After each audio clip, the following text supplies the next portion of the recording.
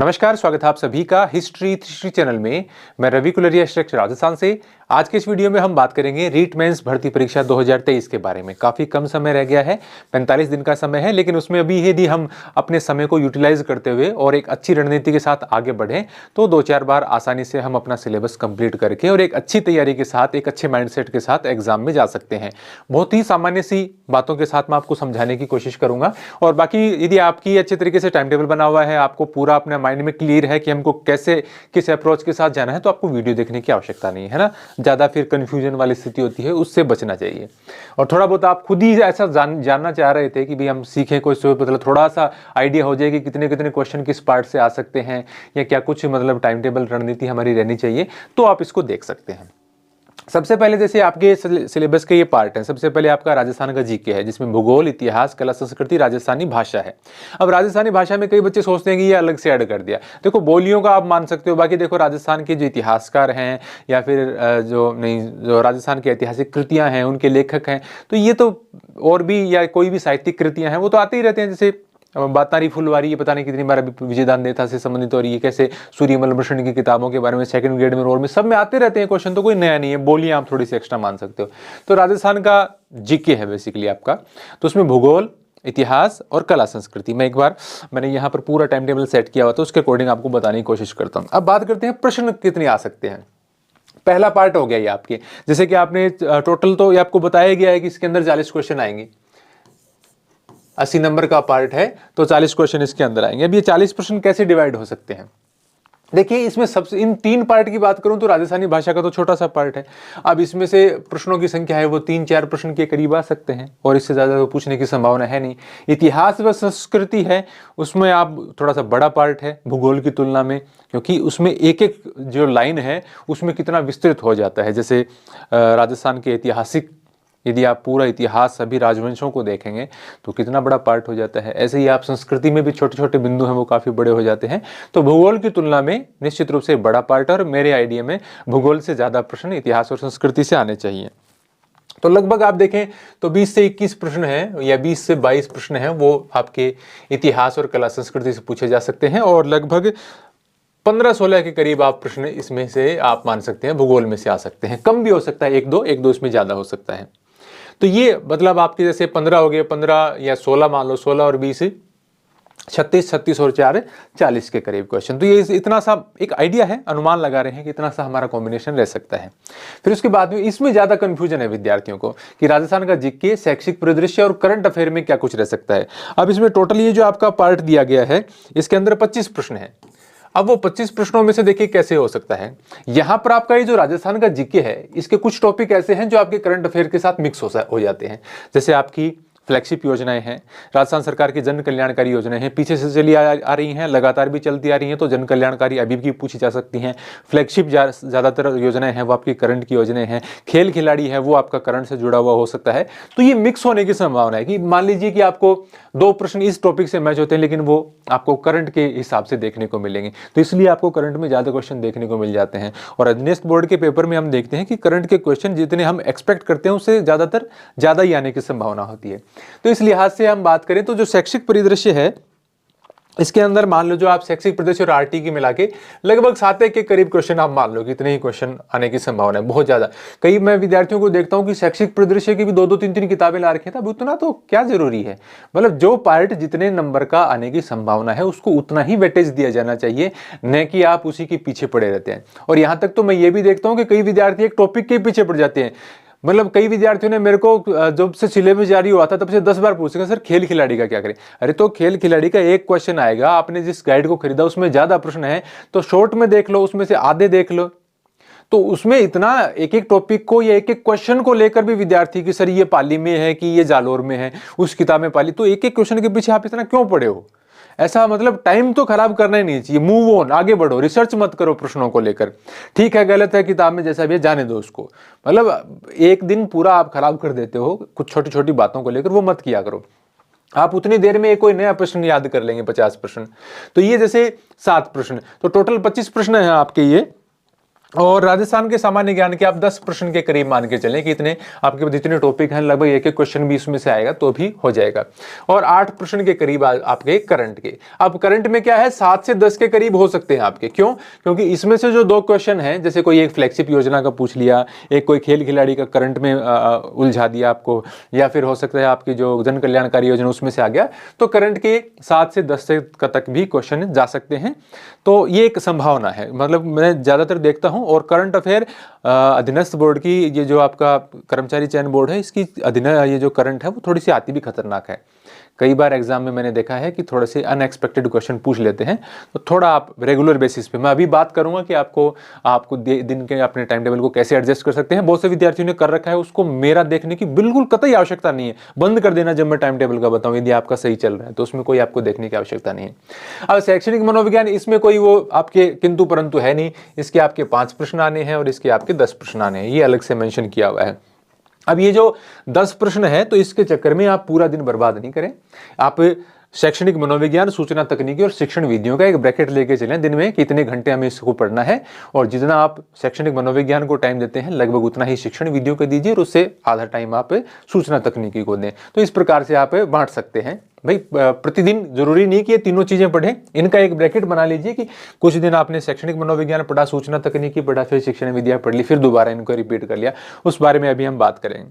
फिर आपका जो मेन पार्ट है सब्जेक्ट का पार्ट, आप देखिए शिक्षण विधियों के 10 क्वेश्चन हैं आपके। तो ये प्रश्न हो गया आपके 40 और 25 65, 65 और 5 70, 70 और 10 80, 80 और 10 90। अब प्रश्न बच गए आपके 60, जो कि आपके विषय के हैं। जैसे आपके पास गणित विज्ञान है तो उसके 30 प्रश्न के करीब हो जाएंगे। आपके पास सामाजिक विज्ञान है तो आपके 15 के करीब जो आपके इतिहास, भूगोल, राजनीति, अर्थव्यवस्था, ये उसमें से भी हो सकता है कम ज़्यादा भी क्वेश्चन हो सकते हैं। कोई जरूरी नहीं 15 ही आए। जैसे अर्थशास्त्र का पार्ट छोटा है, इतिहास का बड़ा है, तो 1-2 क्वेश्चन आगे पीछे भी हो सकता है, वो कोई दिक्कत वाली बात नहीं है। लेकिन मेरा कहने का मतलब ये है कि इसमें 60 प्रश्न बहुत बड़ा पार्ट है। और यदि देखिए जैसे ये 40 क्वेश्चन का पार्ट है, ये पार्ट आपके सब्जेक्ट से, ज्यादातर सब्जेक्ट से ये आपका जो राजस्थान जीके वाला पार्ट है वो ज्यादा बड़ा है। जबकि इसमें क्वेश्चन देखिए आप 60 के करीब क्वेश्चन, यानी कितना बड़ा एक पार्ट आपका सब्जेक्ट का है। और इसमें भी यदि आप 10 नंबर की शिक्षण विधियां जोड़ दे तो 70, तो 150 में से 70 तो तकरीबन 46-47 यानी 50% के करीब का ही पार्ट हो गया। तो इस पर आपको खूब फोकस रखना है और इसमें आपको प्रयास ये भी करना है, क्योंकि ज़्यादातर आजकल भूगोल, इतिहास, कला, संस्कृति में विद्यार्थियों के अंतर नहीं आ पाता नंबर में, तो आप सब्जेक्ट पर पूरा ध्यान दें। सब्जेक्ट में, करंट अफेयर में 1-2 सूचना तकनीकी में एक्स्ट्रा करके ऐसे ही 2-5 नंबर की लीड बनाई जाती है। और तो कैसे, कोई ये थोड़ी है कि आप किसी से 50-50 नंबर फालतू लेंगे, तो वो तो बहुत मुश्किल काम, ऐसा तो संभव नहीं हो पाता। वो ही 5-7 नंबर का, 5-7 क्वेश्चन का 2-5 प्रश्न का गैप निकाल के आपको औरों को पीछे छोड़ना है। आप सभी देख रहे हैं, आप में से कोई आगे जाएगा, कोई पीछे जाएगा। आप अपनी रणनीति के अनुसार चलेंगे, आपको तो बाकियों को पीछे छोड़ के ही आगे जाया जा सकता है, उसका और कोई तरीका नहीं है। तो ये विषय पर आपको थोड़ा सा एक्स्ट्रा फोकस करना है। शिक्षण विधियां 10 है आजकल, जैसा भी आप देख रहे हैं शिक्षण विधियों के क्वेश्चन इस प्रकार के आए हैं। कम से कम आरपीएससी ने तो इस प्रकार के पूछे हैं कि मुश्किल है सामान्य तरीके से पढ़ने से। और एसएसटी के विद्यार्थियों के लिए अलग से एक वीडियो में 5 ही मिनट में बात कर लेंगे, और उसमें जो भी प्रश्न बैंक आजकल आपके नए आए हैं या रिविजन का जो है वो एसएसटी के अलग से बात कर लेंगे। फिर इसके बाद में जैसे कि आप बात कर रहे हैं कि समय विभाजन, अब ये बहुत बार हम चर्चा कर चुके हैं और कोई मतलब मेरे हिसाब से एक्स्ट्रा इसमें दिमाग लगाने की आवश्यकता नहीं है समय विभाजन के बारे में। जैसे सामान्य तौर पर जैसे मैंने 4 पार्ट की बात की, तो मिनिमम आप इतना 3, 2, 4 और 2 इतना तो आपको करना चाहिए। 3, 2, 5, 4, 9, 2, 11 घंटे तो देखो कोई भी पढ़ सकता है। वो अलग बात है कि जिसको घरेलू काम कर रहे हैं, जॉब के साथ तैयारी कर रहा है, वो तो उनकी अपनी अपनी मजबूरियां हैं, तो उनको तो समय नहीं मिल पाता। बाकी 11 और 11 भी क्या, मैं तो ये मानता हूं कि इसमें भी यदि आप 1-1 घंटा बढ़ा देते हैं तो 13 घंटे तक भी आप जा सकते हैं। हो सकता है किसी दिन नहीं भी जा पाए। तो ये 3, 2, 4, 2 का ये क्या मतलब है कि जैसे आप ये जो है ये आपका राजस्थान जीके हो गया, भूगोल उसकी बात कर रहा हूं मैं, भूगोल, इतिहास और संस्कृति और राजस्थानी भाषा का ये आप दिन में मतलब 3 घंटा पढ़ सकते हैं, चल जाए। और ये कोई आवश्यकता नहीं है कि इतना ही पढ़ें। हो सकता है आपने अपना सब्जेक्ट पहले बहुत अच्छे तैयार कर लिया हो, आपका राजस्थान का जीके कमजोर पड़ा हो या कुछ और पार्ट है ना, उस हिसाब से तो वो एडजस्ट कर सकते हैं। ये तो मैं एक आइडियल सिचुएशन बता रहा हूँ। दूसरा आपका जो पार्ट है जिसके अंदर आप राजस्थान का सामान्य ज्ञान, शैक्षिक परिदृश्य वगैरह वो आप देख सकते हैं। तो ये आपका राजस्थान का जो सामान्य ज्ञान है, राजस्थान का जीके है, और शैक्षिक परिदृश्य और आरटी ही आपका, और आपका करंट अफेयर है, वो आप इतने लगभग 2 घंटे दिन में देख सकते हैं। दो क्या, इसमें आप बढ़ाना चाहते हैं 1 घंटा बढ़ा भी सकते हैं किसी और पार्ट के हिसाब से जो आपका तैयार हो। और इसके अंदर आपका सब्जेक्ट कम से कम 4 घंटे आप अपने सब्जेक्ट को दें, और 2 घंटे में आप ये जो आपका एजुकेशन साइकोलॉजी है, मनोविज्ञान हो गया आपका, शिक्षण विधियां आप इसी के साथ ले सकते हैं, और इसके अलावा आपका जो सूचना तकनीकी है आईटी, वो आप इसके साथ ले सकते हैं। हो जाता है इतने में समय में तैयार, और लगातार पढ़ेंगे तो। अब आप कहेंगे कि सर ये क्या हमारा परीक्षा तक इसी प्रकार से हम चलने दें? नहीं, परीक्षा तक नहीं। परीक्षा, देखो मेरा कहने का ये मतलब है कि आप अभी बार बार किसी चीज को पढ़ रहे हैं और पूरा टाइम लगा रहे हैं और आप सोच रहे हैं एक ही बार पढ़ेंगे, एक बार में जितना अच्छे से याद हो जाएगा, नहीं, बहुत, ये मुझे कभी रणनीति समझ में नहीं आई। आप अभी निपटाओ चीजों को। जैसे 1-2 बार तो निश्चित रूप से कोई सेकंड ग्रेड का ही विद्यार्थी हो, नए सिरे से तैयारी कर रहा हो, उसका भले ही बाकी पहले से तैयारी कर रहे हैं, वो निश्चित रूप से कई बार पढ़ चुके हैं। अब आप बचे हुए दिनों में कोशिश करो कि कम से कम 3 रिवीजन आप लगा दो। तो 3 रिवीजन को डिवाइड करने के लिए आपको निश्चित रूप से एक्स्ट्रा प्रयास तो करना पड़ेगा, और एक टाइम लिमिट अपनी सेट करनी पड़ेगी। जैसे कि मैंने आपको बताया कि आप 3 से 4 घंटे है वो राजस्थान का भूगोल, इतिहास, संस्कृति, राजस्थानी भाषा पढ़ सकते हैं। तो आप क्या करें, जैसे 20 दिन की रणनीति बना लो। तो 20 दिन की रणनीति बनाएंगे तो 6 दिन आपने भूगोल पढ़ लिया, 10 दिन आपने इतिहास और कला संस्कृति पढ़ लिया, 2 दिन राजस्थानी भाषा पढ़ ली, और इसी बीच 2 दिन या तो लास्ट में या बीच में कहीं आप इनके क्वेश्चन बैंक। अब क्वेश्चन बैंक पर बहुत ज्यादा फोकस नहीं करना है, मैं यहीं पर बात आ गई तो बता देता हूं। अब क्या है कि बहुत सारे मार्केट में इसी प्रकार के क्वेश्चन बैंक वगैरह आते रहते हैं कि मतलब सामान्य तौर पर एक लाइन जो किताबों में दी हुई उसी से सीधे सीधे क्वेश्चन है। तो आप किताब से जो 1 लाइनर पढ़ रहे हैं या और आपकी किताब में आपने हाईलाइट कर रखे हैं, आपके नोट्स हैं, उसी से पढ़ेंगे तो उसी से क्वेश्चन तैयार हो जाएंगे। कोई अच्छे स्तरीय क्वेश्चन बैंक आपको जो भी आप पढ़ रहे हैं पहले से, जैसे पुराने प्रश्नों को देखें तो जैसे दिशा के आते हैं या मूंबल के आते हैं। नए प्रश्नों की बात करूं जैसे नाथ वालों ने निकाल रखे हैं, या फिर जो अभी ये जो नया पब्लिकेशन था ना होशियार सिंह वाला, उसका एक क्वेश्चन बैंक आया हुआ है। एक अशोक सर के जो क्वेश्चन बैंक, कई सारे क्वेश्चन बैंक आते हैं। बहुत ज़्यादा के पीछे में नहीं पढ़ना, कोई अच्छा जिसके अंदर अच्छी व्याख्याएं दे रखी हों, और उस प्रकार से आप उसको साथ साथ मतलब 2 दिन निकाल के चलें। मतलब पुराने प्रश्नों का एक रिवीजन सा हो जाता है, क्योंकि क्वेश्चन ज़्यादातर रिपीट होते रहते हैं, तो वो एक हो जाता है। बाकी ऐसा नहीं है कि कई बच्चों को मैं देखता हूँ कि वो प्रश्न बैंकों के पीछे पड़े हैं, तो ऐसे तो इतने तो कोई प्रश्न बैंक भी अच्छे नहीं आ रहे कि आप मतलब आप उसी से कर लेंगे तो आपका सब कुछ हो जाएगा। मेन बात है आप अपने नोट्स का और उनका रिविजन करो जितने ज़्यादा हो सके, बीच बीच में क्वेश्चन वगैरह निकालते रहो। अब आप टॉपिक के तुरंत बाद देखते हैं वो आपकी इच्छा है, कुछ मतलब पार्ट पूरा करके उसके बाद देखते हैं तो आपकी इच्छा है। तो मतलब ये 20 दिन का हो गया। तो ये आप मतलब सुबह के समय या कभी भी जब आप सेट करें इसके 3 से 4 घंटे, तो उसमें आप ये 20 दिन तक ये पढ़ते रहें। इसके अलावा फिर जैसे 6 दिन आपने राजस्थान जी के पढ़ लिया, जो इसका हमारा टाइम टेबल है। 6 दिन आपने शैक्षिक परिदृश्य और आरटी पढ़ लिया, 6 दिन आपने करंट पढ़ लिया, 2 दिन आपने इनके क्वेश्चन वगैरह लगा लिए। तो ये आपका 20 दिन का हिसाब किताब, 20 दिन का हिसाब किताब। मनोविज्ञान, शिक्षण विधियां, आईटी, जैसे आप 8 दिन साइकोलॉजी पढ़ ली, ये 7 दिन शिक्षण विधियां पढ़ ली, 3 दिन आईटी पढ़ ली, 2 दिन इनके क्वेश्चन लगा लिए, 20 दिन। तो ऐसा करने से आपके फिर और 20 दिन आप अपना सब्जेक्ट, अब सब्जेक्ट तो देखो अलग अलग है, विज्ञान और गणित है, तो गणित वाले विद्यार्थी हैं वो गणित उनको मेरे को पता है कि अच्छे से निकाल लेते हैं, तो गणित को कम समय दो, विज्ञान को ज़्यादा दो। और विज्ञान वाले विद्यार्थी गणित को थोड़ा सा ज़्यादा समय दो, क्योंकि मैंने अधिकतर ये देखा है कि गणित विज्ञान की जो पोस्ट है उसमें गणित के विद्यार्थी ज़्यादा सफल होते हैं, क्योंकि विज्ञान का वो रट्टा मार लेते हैं और गणित उनको आती है, तो विज्ञान के विद्यार्थी थोड़े से पीछे रह जाते हैं। तो गणित पर थोड़ा सा मतलब दोनों ही विद्यार्थियों को मैं सलाह दूंगा कि आपका जो अपोजिट सब्जेक्ट, दूसरा सब्जेक्ट आपका, उस पर आप ज़्यादा फोकस करें। उसके हिसाब से आप अपने, जैसे हम 4 से 5 घंटे सब्जेक्ट की बात कर रहे थे, तो आप मतलब थोड़ा सा 60-40 का अनुपात लेके चले उसमें। तो 20 दिन इसी प्रकार से आपने, या फिर आपका एसएसटी है तो आप भूगोल, इतिहास, अर्थव्यवस्था और उसको 4 भागों में बांट सकते हैं। उसमें भी आप ध्यान रखें, जैसे अर्थव्यवस्था इतिहास का आधा ही नहीं, लगभग 1/4 है, तो लगभग आधा समय दें आप। जैसे 6 दिन आप इतिहास पढ़ रहे हैं तो 3 ही दिन अर्थशास्त्र पढ़ें। ऐसा थोड़ी है कि मतलब कोई 6 में बांट दिया, क्योंकि अर्थशास्त्र का कितना गए, 50 पेज में अर्थशास्त्र खत्म हो जाती है, जबकि इतिहास आपकी 125 पेज में जाके खत्म होगी, तो वो समय लगता है उसमें अंदर। तो 20 दिन के अंदर आप इसका एक रिवाइज मार लेंगे। अब बच गए आपके पास 25 दिन। अब 25 दिन में आप कोशिश करो कि जैसे पहला आपने 20 दिन में रिवीजन मारा है तो दूसरा आप 14 से 15 दिन के अंदर निपटाओ इनको फिर से। और जो भी आपका कठिन पार्ट है उसको मतलब आप उसके पीछे पढ़ो ना। फिर कई विद्यार्थी क्या है, कठिन के चक्कर में उसे डरते रहते हैं, करते रहते हैं, फिर लास्ट में वो पूरा नहीं हो पाता। उसके पीछे पढ़ो, आप उसको पढ़ो 2 बार 3 बार, तो तभी तो वो मतलब आपका थोड़ा सा दोस्त बनेगा, तभी तो आप उसमें से क्वेश्चन कर पाओगे, आपका कॉन्फिडेंस बन पाएगा। तो उसको आप साथ लेके चलो।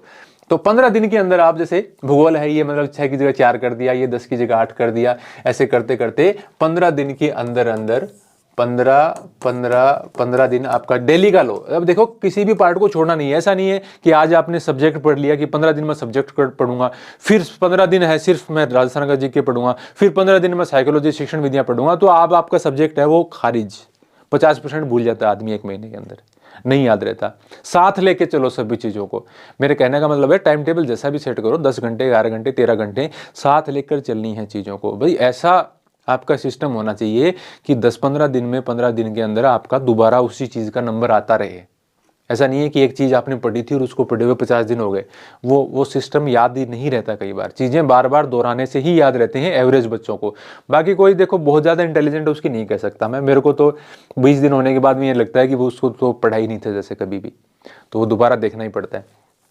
और फिर आप अपना तीसरा रिवीजन है वो लगभग 7 से 8 दिन के अंदर फिर लगा दो एक बार, एकदम जल्दी जल्दी। क्योंकि देखो आपने 1-2 बार पहले पढ़ा है, 2-3 बार, अब 2 बार आप और पढ़ लेंगे तो तीसरी बार आपको उतना टाइम तो नहीं लगना चाहिए उन चीज़ों को, आपको मतलब जल्दी आप निपटा सकते हैं। तो तीसरा डिवीजन आप 8 दिन के अंदर मार लो, तो 20, 15, 35, 35 और 8 43, और लास्ट में आपके जब 2 से 3 दिन बचते हैं, 25, 26, 27 जब भी आपका पेपर है, उसके हिसाब से दोबारा आपको जो चीज़ें आपको लग रहा है कि कुछ जो डेटा वगैरह है, जैसे आप कोई आर्थिक समीक्षा का है, जैसे मैं बात करूँ सामाजिक के विद्यार्थियों की, तो जैसे आर्थिक समीक्षा से संबंधित कोई नए डाटा हैं या और मतलब इस प्रकार की बातें हैं जिनको फिर से एक बार देख के जाने की जरूरत होती है। कोई करंट का थोड़ा बहुत मामला है, इस प्रकार की चीज़ें दोबारा देख के जानी हो, या सारा ही, कई विद्यार्थी मैं देखता हूँ बहुत जल्दी जल्दी एक बार दोबारा पेज पलट के चले जाते हैं, वो कोई बात नहीं है, आपको देख के जाना चाहिए 2 दिन में जितना भी देख सकें।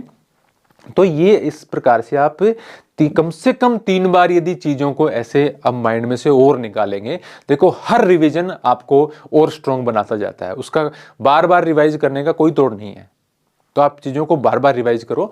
प्रश्न बैंक आपके सब्जेक्ट के और के अच्छे क्वेश्चन बैंक आ रहे हैं। जैसे मैं हर सब्जेक्ट का कोई एक्सपर्ट नहीं हूँ, एसएसटी वालों को तो मैं बता दूंगा, लगभग एसएसटी का एक अलग वीडियो बना देंगे 10 मिनट का।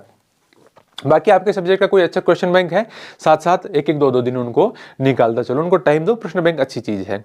बाकी ये कहीं पर मतलब 1000 तरीके की टेस्ट सीरीज ज्वाइन करना और ये इतने काम आपको करने की आवश्यकता नहीं है। करंट अफेयर पर फोकस रखो, किताबों से संबंधित चीज़ें पढ़ रहे हो, किताब में से पढ़ रहे हो तो किताब में से पढ़ते रहो, कोई दिक्कत वाली बात नहीं है। जैसे मेरे आप नोट्स पढ़ रहे थे या मैंने जो वीडियो बनाए वो देख रहे थे, तो वो देखते रहो, कोई दिक्कत नहीं।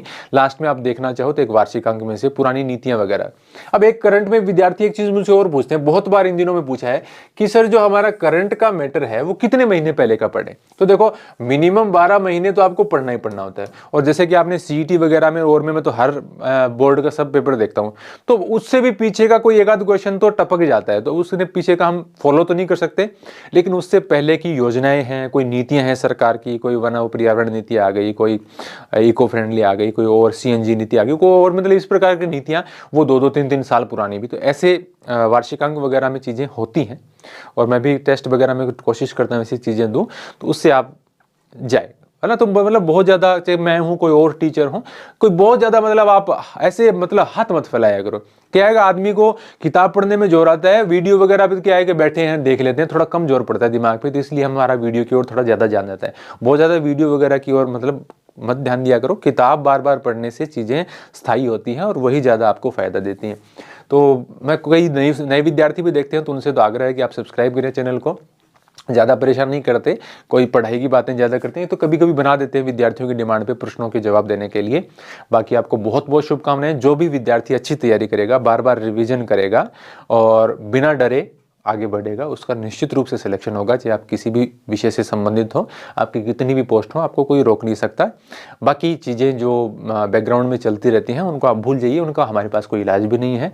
और हमारा प्रयास यही होना चाहिए कि हम अपना सर्वश्रेष्ठ दे रहे हैं, बाकी जो देखा जाएगा। आप जिसी को भी मानते हो उसको स्मरण करते रहें, आगे बढ़ते रहें, पढ़ते रहें। बहुत बहुत शुभकामनाएं।